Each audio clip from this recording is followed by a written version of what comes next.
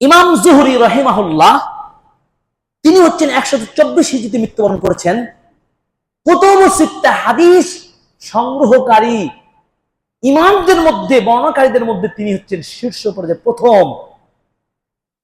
তিনি বলছেন ফি ইলমি সিরাহ ইলমুদ দুনিয়া ওয়াল আখিরাহ, সিরাত বিষয়ে জ্ঞান অর্জন করা মানে দুনিয়া এবং আখিরাতের সব জ্ঞান অর্জন করে ফেলেন। সুবহানাল্লাহ, বুঝেননি আমার মনে হয় কথাটা।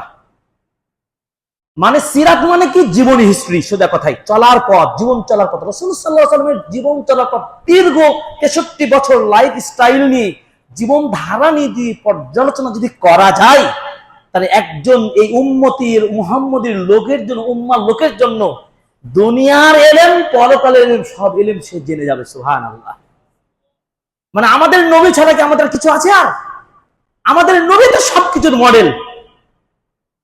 তাকে যদি আমরা ভাবি, তাকে নিয়ে চিন্তা করি, তার খাওয়া কেমন, তার চলা কেমন, তার পরিবার পারিবারিক নীতি কেমন, সামাজিক নীতি কেমন, বিচার কার্যালয় কেমন, তার কৃষি ক্ষেত খামার ব্যবসা বাণিজ্য চাকরি বাকরি, তার নেতৃত্ব ভূমিকা কেমন ছিল, শাসন ব্যবস্থা কেমন ছিল, অসহায়দেরকে কিভাবে তিনি আপ্যায়ন করতেন, অতিথিকে কিভাবে বরণ করে নিতেন, সকল বিষয়ে আমরা রাসূল সাল্লাল্লাহু আলাইহি ওয়াসাল্লামের কি আদর্শ খুঁজে পাই, তাহলে তো সকল নলেজ থট আমরা পেয়ে যাব। এটাই হচ্ছে বলছেন কে? ইমাম জুহরি রাহিমাহুল্লাহ। একজন সাধারণ ব্যক্তির উক্তি নয়।